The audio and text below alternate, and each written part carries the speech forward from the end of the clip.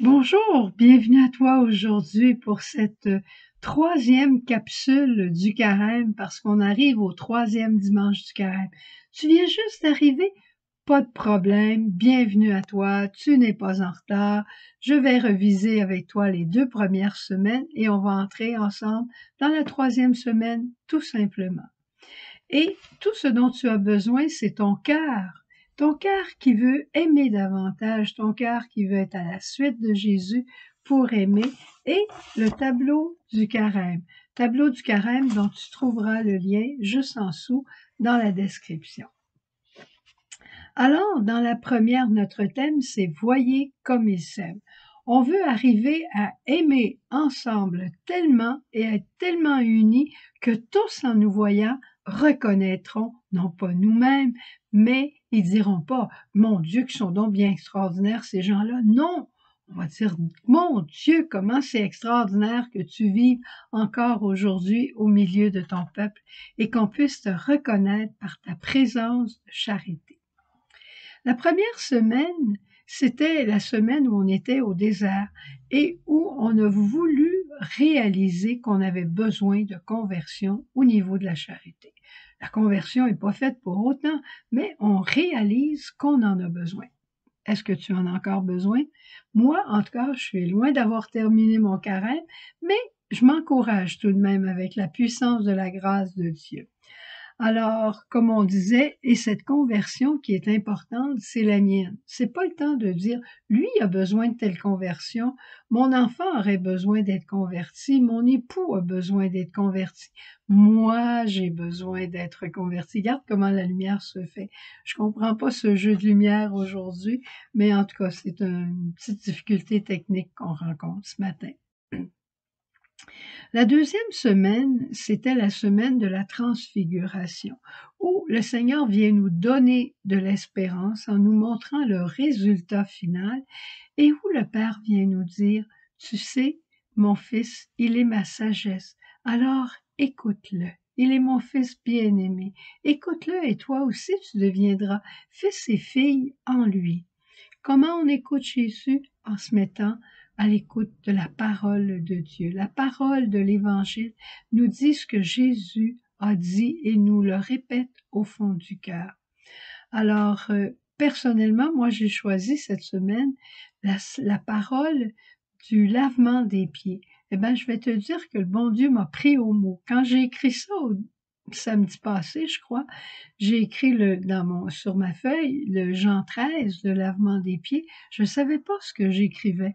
Mais cette semaine, on a eu toutes sortes de choses. Tu sais que je suis à l'infirmerie. J'ai eu toutes sortes de choses à l'infirmerie. On a eu de l'influenza dans la maison, des fièvres, des toux. On a eu une hospitalisation, 2 hospitalisations. On a tout eu cette semaine, ce qu'on pouvait s'imaginer. Et moi aussi, j'ai eu la grippe à travers ça, mais ça a été ma joie, ça a été d'être au service de tout le monde. Et ça a été vraiment un événement particulier qui m'a même fait entrer dans cette troisième semaine du carême qui s'appelle la rencontre d'alliance profonde avec Jésus au puits. Jésus, c'est la rencontre de Jésus avec la Samaritaine cette semaine. Et Jésus nous dit, viens au puits me rencontrer. La semaine dernière, tu m'as rencontré dans la parole, alors viens aujourd'hui me rencontrer encore plus profondément dans le silence, devant l'Eucharistie, dans le contact avec tes frères. Tu as besoin d'abord de la rencontre avec moi pour aller la porter à tes frères. Tu as besoin de venir prendre de l'eau vive dans mon cœur de Dieu pour pouvoir aller porter cette eau vive à tes frères. Je dois dire que cette semaine, je l'ai vraiment expérimenté. Et l'Esprit nous souffle en disant, tu as en toi une puissance d'amour reçue de Dieu. C'est pas par nous-mêmes, c'est par la force de Dieu. Le don de force, c'est pas juste pour lever des paquets pesants. C'est pour porter sa croix. C'est pour faire des dépassements. C'est pour vivre de l'héroïcité. c'était pas une grosse héroïcité que d'avoir la grippe cette semaine, mais d'avoir la grippe et d'être au service de ceux qui avaient la grippe, eh ben, ça me demandait le don de force.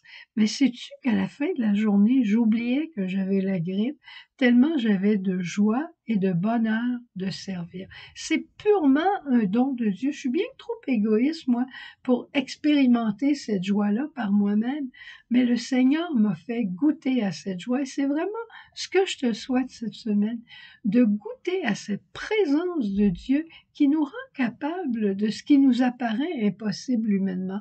C'est pour ça que l'Esprit Saint nous demande que votre vie ne soit pas un égodrama, mais un théodrama. Ça veut dire que votre vie ne soit pas une pièce de théâtre qui tourne autour de l'acteur principal qui est vous-même, mais que l'acteur principal de votre vie soit Dieu, que la personne centrale de votre vie soit Dieu.